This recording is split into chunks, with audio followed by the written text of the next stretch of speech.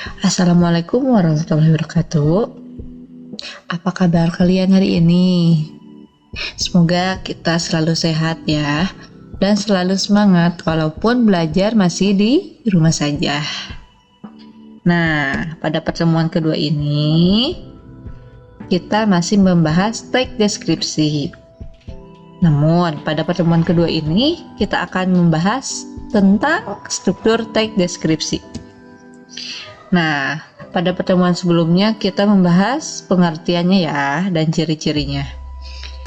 Ini termasuk teks deskripsi. Sudah dibahas pada pertemuan pertama.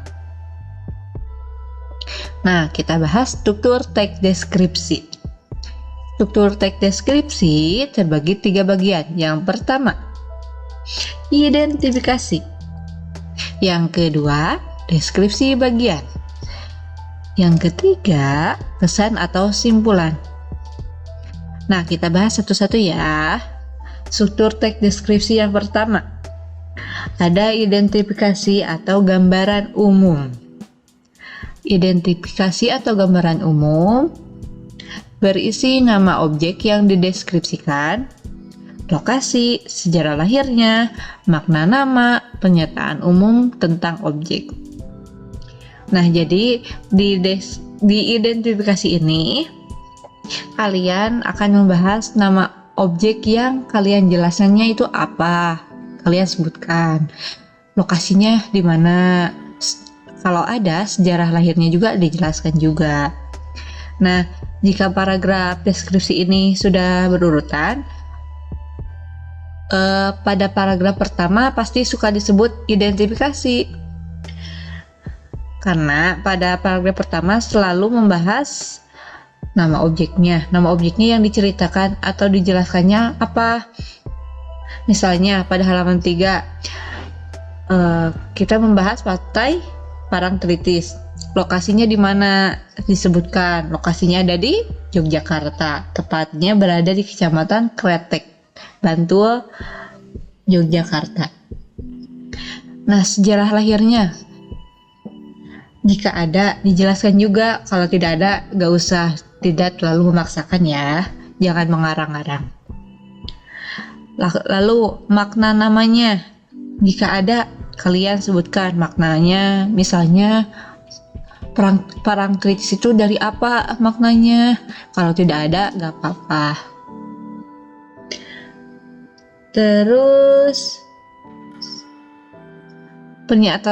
pernyataan umum tentang objeknya, misalnya tentang apa aja, yang lainnya tentang yang kalian dijelaskan sebutkan saja pada paragraf tersebut.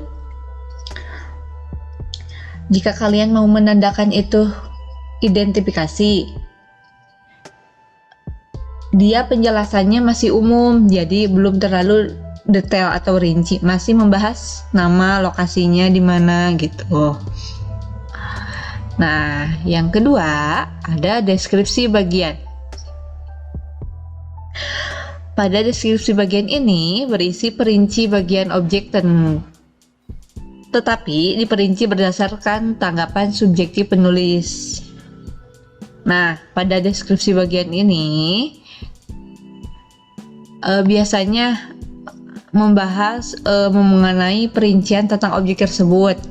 Misalnya kalian membahas tentang pantai, kalian juga jelaskan diperinci lagi ya, di pantai itu ada apa aja. Misalnya ada bagian pasirnya, pemandangannya, warna-warnanya dijelaskan lagi.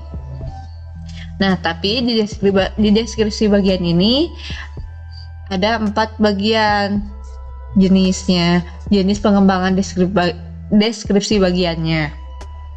Yang pertama, deskripsi bagian berdasarkan ruang. Berisi perincian bagian-bagian ruang objek yang dideskripsikan. Misalnya, penulis mendeskripsikan bagian pintu, bagian tengahnya bagaimana, bagian belakangnya bagaimana. Perincian ruang juga dapat menyebutkan nama ruang-ruang dan ciri-cirinya. Selanjutnya, ada deskripsi bagian berdasarkan anggota bagian-bagian objek. Nah, Deskripsi bagian ini berisi perincian bagian-bagian yang dideskripsikan. Bisa misalnya kalian mendeskripsikan pantai. Pantai digambarkan bawah lautnya bagaimana, bibir pantainya bagaimana, ombak dan pasirnya bagaimana. Kalian bisa jelaskan ya. Yang kedua, misalnya kalian mendeskripsikan orang. Kalian rinci, wajahnya seperti apa, sebutkan, jelaskan. Matanya bagaimana, hidungnya bagaimana, kulitnya bagaimana.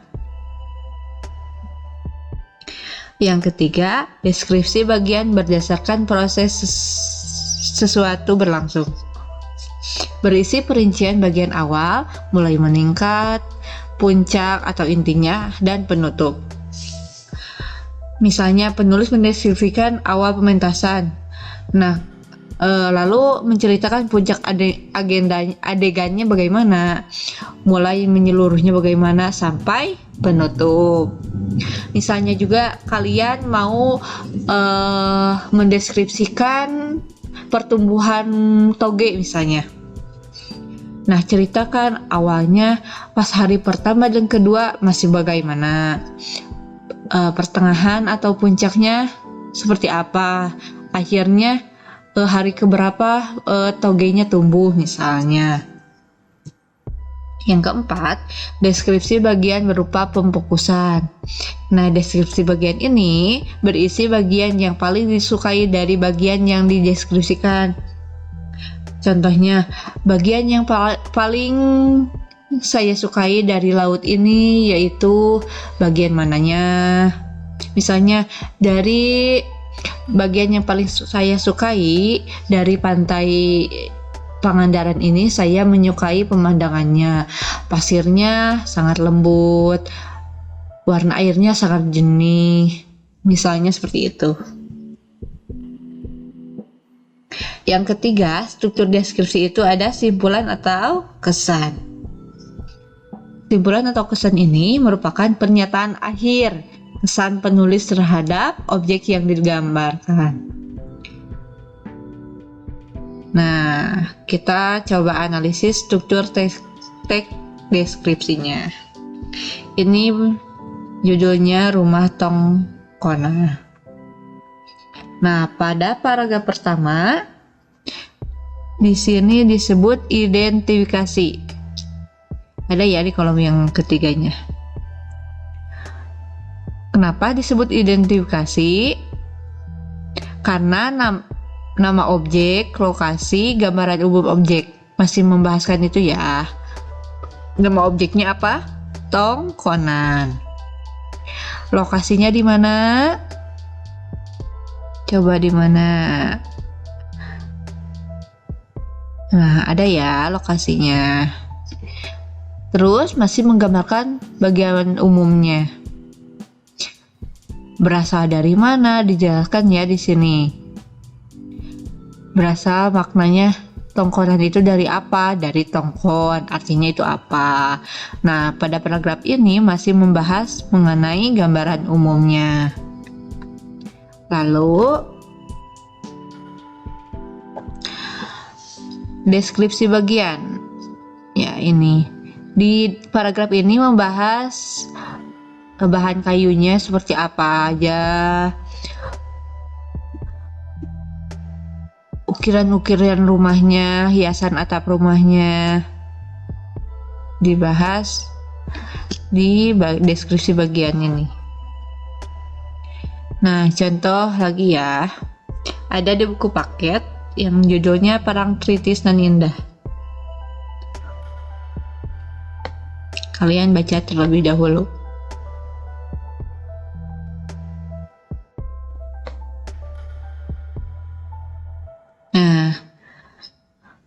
Kalian nanti akan diminta mengisi latihan di tabel seperti ini.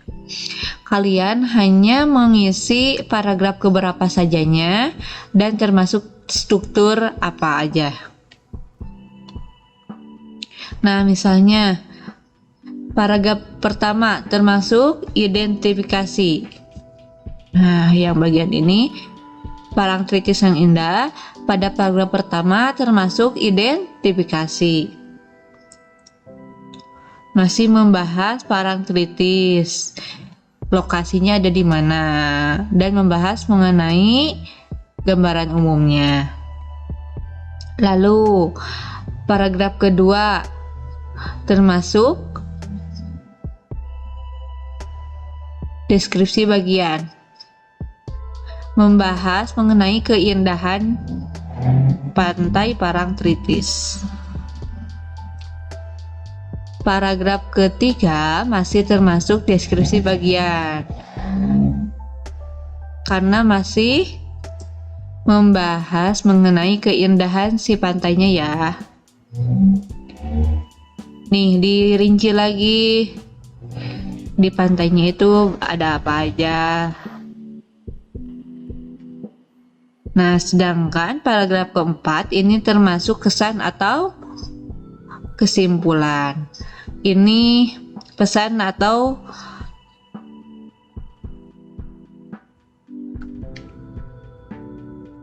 kesan atau kesimpulan dari penulisnya ya, atau pendapat penulisnya. Nah, latihan. Kalian membaca dulu pada halaman 4 teks deskripsi yang berjudul Si Bagas Kelinciku. Dan pada halaman 12 yang berjudul Pesona Pantai Senggigi. Kemudian kalian analisis struktur teksnya. Lalu kerjakan seperti contoh yang barusan saya jelaskan. Tapi kalian isi pada kolom yang masih kosong ya. Kalau masih ada yang belum mempunyai buku paketnya, saya berikan teksnya. Ini yang berjudul Parangtritis Nan Indah. Ini yang halaman 4, Si Bagas Kelinciku. Tabelnya seperti ini ya. Kalian hanya menulis paragraf keberapanya, termasuk struktur apanya. Hanya yang ada titik-titik ini.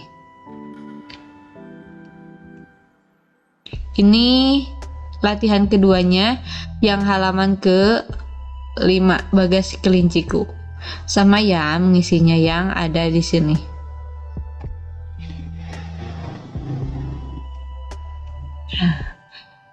Mungkin itu saja yang saya jelaskan. Selamat mengerjakan. Terima kasih.